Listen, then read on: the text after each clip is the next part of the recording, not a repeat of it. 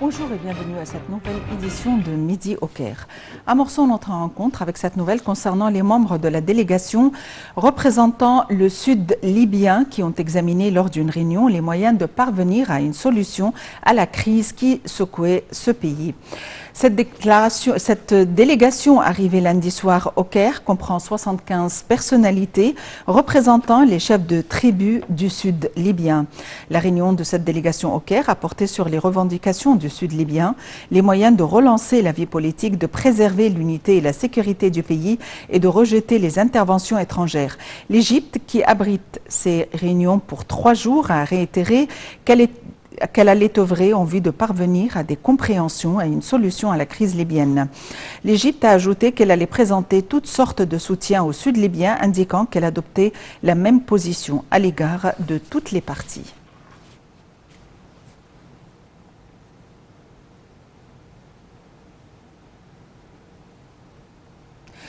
Le chef de la diplomatie, Sameh Choukri, a réitéré l'engagement de l'Égypte à la protection des droits de l'homme. Choukri, qui a fait cette déclaration lors de sa rencontre avec les membres du secrétariat technique du Haut Comité des droits de l'homme, a souligné que la fondation et les activités de ce comité traduisait la volonté de l'État égyptien à préserver et à renforcer les droits de l'homme. Le ministre des Affaires étrangères a souligné aussi que les droits de l'homme et la construction de l'être humain étaient au centre de la politique de développement qu'adoptait l'État. Choukri a indiqué que les efforts déployés par les appareils concernés à cet égard reflétaient une conviction nationale bien ancrée, ajoutant que le processus de développement entrepris par le président Abdel Fattah el-Sisi avançait à pas ferme selon une vision globale qui prend en considération les droits de l'homme et répond aux aspirations des citoyens égyptiens.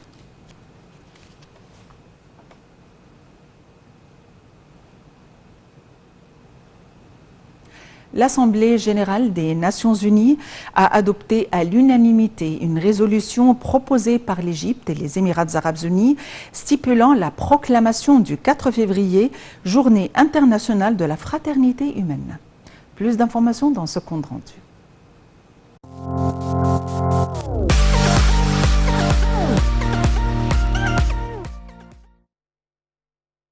L'Assemblée générale des Nations unies a adopté à l'unanimité une résolution proposée par l'Égypte et les Émirats arabes unis, stipulant la proclamation du 4 février, journée internationale de la fraternité humaine. Les missions égyptiennes et émiraties auprès de l'Organisation mondiale ont réussi, avec la coopération d'un nombre de pays amis, à mobiliser l'appui à cette résolution qui vient immortaliser le document sur la fraternité humaine pour la paix dans le monde et la coexistence commune, signé par le grand imam d'Al-Azhar, Cheikh Ahmed Taïb, et le pape François du Vatican à Abu Dhabi. Des efforts diplomatiques avaient été déployés pendant les derniers mois pour faire voter une résolution instituant la journée internationale de la fraternité humaine, selon le délégué permanent de l'Égypte aux Nations unies, Mohamed Idriss. Cette résolution intervient dans une étape délicate au vu des défis majeurs qu'affronte le monde actuellement et qui requièrent des initiatives pionnières. Cette résolution intervient dans une étape délicate au vu de défis majeurs qu'affronte le monde actuellement et qui requièrent des initiatives pionnières et des efforts sincères et efficaces pour freiner l'extrémisme sous toutes ses formes et parer aux apôtres du discours de haine, de la destruction et de l'instignation, en s'inspirant des nobles valeurs religieuses qui prônent la paix, la construction et le respect de la dignité humaine.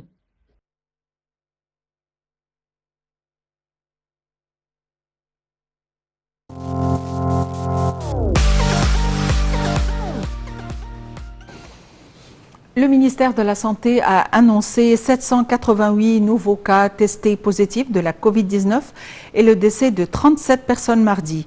Le ministère a également signalé que le nombre total des cas rétablis de la Covid-19 a atteint 107 536 cas.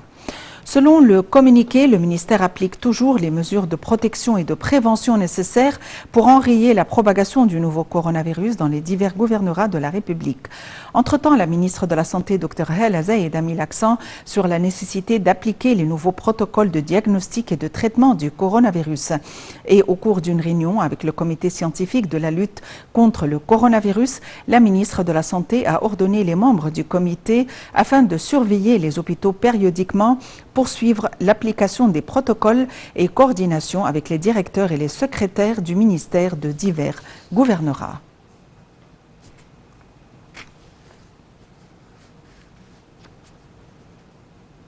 Sur un autre plan, la ministre de l'Immigration et des Affaires des expatriés, des Égyptiens expatriés, Nabila Makram, a déclaré que 1150 Égyptiens bloqués à l'étranger avaient soumis des demandes afin de regagner le pays. Selon le ministère, les Égyptiens ont soumis des demandes à partir des Émirats arabes unis, d'Arabie saoudite, d'Oman et de la Turquie. Dans un communiqué du cabinet, le ministre a déclaré, ou la ministre a déclaré, que les Égyptiens étaient bloqués à l'étranger après la suspension des vols dans un certain nombre de pays du Golfe, en particulier le Koweït.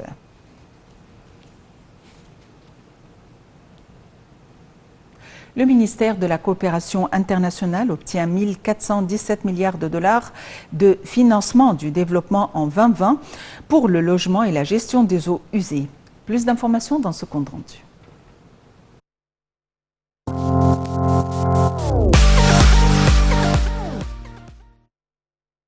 Le ministère de la Coopération internationale obtient 1 milliard et 417 millions de dollars de financement du développement en 2020 pour le logement et la gestion des eaux usées.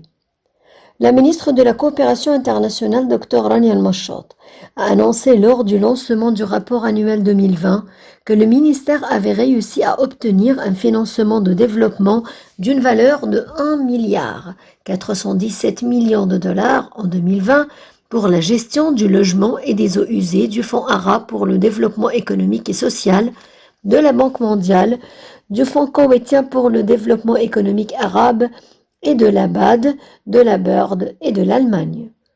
Le rapport révèle également que dans le portefeuille de développement du ministère de la Coopération internationale, il y a 43 projets d'une valeur de 4,99 milliards de dollars sur l'ODD 6, soit 19,4% de l'APD total. Le rapport intitulé « Partenariats internationaux pour le développement durable » fait le suivi des progrès de l'Égypte vers les 17 objectifs de développement durable. Le rapport s'appuie sur les dernières données disponibles trouvées dans l'exercice de cartographie des ODD de l'APD du ministère et donne un aperçu des efforts de mise en œuvre de l'Égypte, mettant en évidence les domaines de progrès et les implications de la pandémie de Covid-19 sur chaque ODD. La demande en eau augmente en raison de la croissance démographique et du changement climatique, et à la lumière de la crise du Covid-19, des experts de premier plan ont prédit que la pandémie pourrait accroître l'attention des partenaires sur l'eau, car il a été révélé que l'accès à l'eau potable et à l'assainissement est essentiel pour la protection du bien-être des citoyens et la prévention de futures pandémies.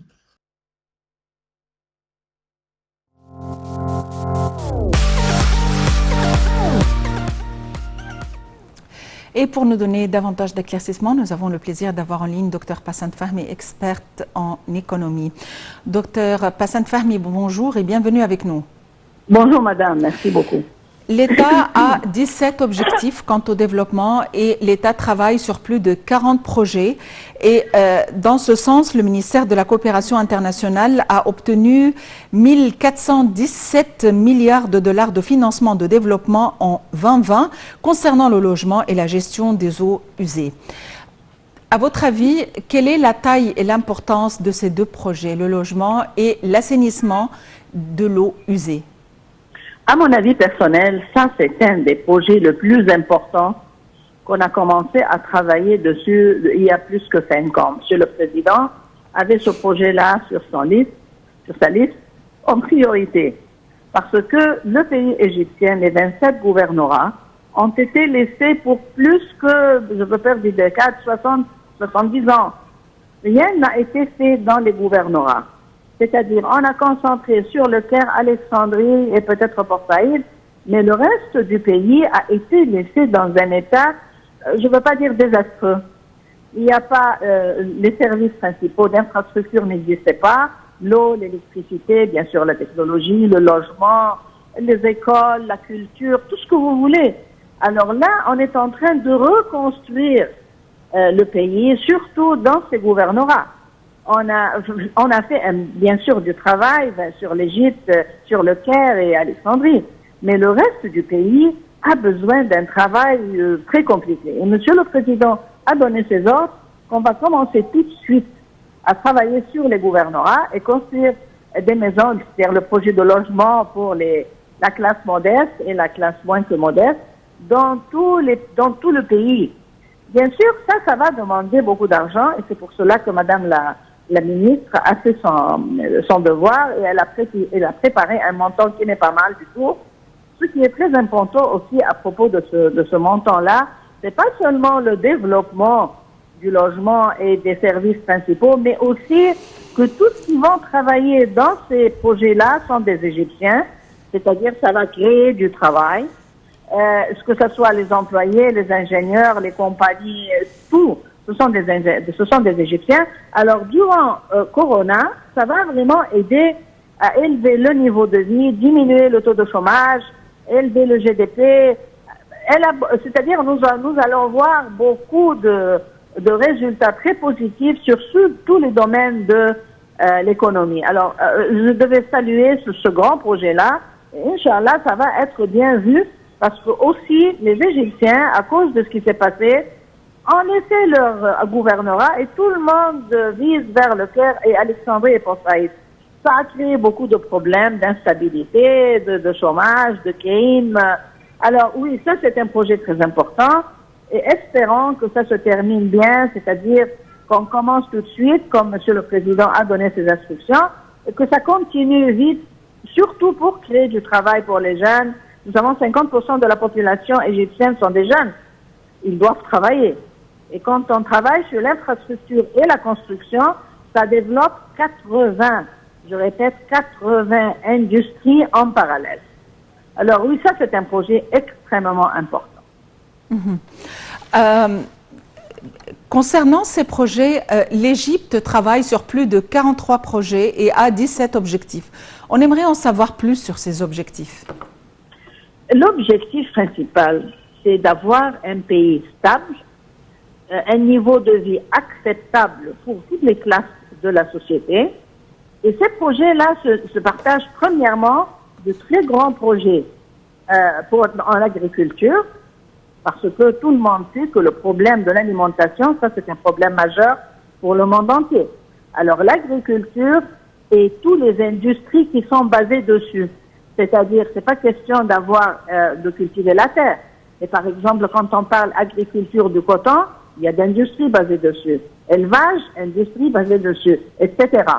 Deuxièmement, un très grand projet sur la pisciculture aussi.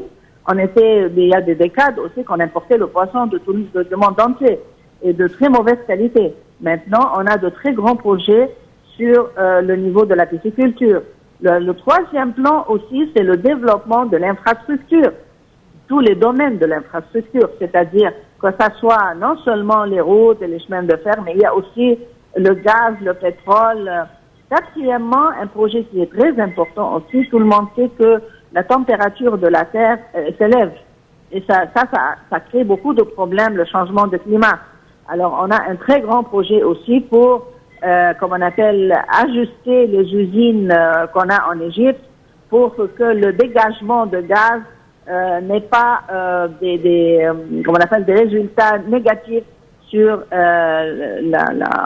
le climat. Et on a aussi un très grand projet aussi pour développer les écoles. Très grand projet pour la culture, développer la culture partout au monde. Dans le temps, on avait des opéras dans les gouvernorats d'Égypte, on n'a plus.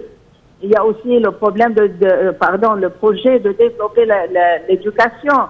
Alors oui, nous avons une très longue liste, plus que 17 projets, mais le plus important, c'est que l'objectif principal, c'est d'utiliser tout le territoire égyptien. Parce que jusqu'à présent, on vit sur 7% de la surface de l'Égypte. Par 2030, on veut que cette surface-là soit ou dépasse au moins 20%. Et petit à petit, ça va. On a aussi un très grand projet dans les gouvernorats pour leur donner, la possibilité de travailler de façon indépendante, c'est-à-dire chaque décision dans le temps, ils devaient venir en Égypte pour prendre la permission. Maintenant, ils doivent avoir la possibilité aussi de se diriger d'une façon plus libre, etc. C'est une très longue liste, c'est plus que 70 projets, mais ça travaille en parallèle et le financement est là. La majorité du financement aussi est égyptien et arabe et régional. Aussi, je voudrais ajouter que tous ces projets-là, et je répète, tous ces projets-là sont accomplis par une main-d'œuvre égyptienne, ce qui aide à diminuer le chômage et à élever le niveau de vie. Docteur Passan Fahmi, vous êtes expert en économie. Merci d'avoir été avec nous aujourd'hui. L'Égypte a obtenu 2698 milliards de dollars en 2020 pour le développement de plusieurs projets dans la péninsule du Sinaï, selon le rapport annuel du ministère de la Coopération internationale pour 2020. Le ministère a noté que ce fonds était un partenariat égyptien avec plusieurs institutions financières. Selon le rapport, ce fonds sera utilisé afin de diversifier plusieurs secteurs, notamment les transports. Et l'infrastructure, en plus de l'enseignement supérieur et la recherche scientifique, le développement agricole et le développement communautaire, l'irrigation et les ressources en eau.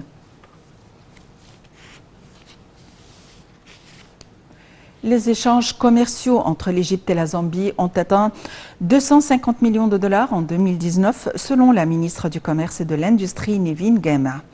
Ceci est intervenu lors du discours de Gema au Forum des affaires égypto-zambien, où elle a noté que l'organisation de ce forum était une étape positive afin d'encourager la coopération commerciale et d'investissement entre l'Égypte et la Zambie et pour faire monter les taux des échanges intracommerciaux à des niveaux distincts qui reflétaient les relations bilatérales et les liens conjoints historiques entre l'Égypte et la Zambie.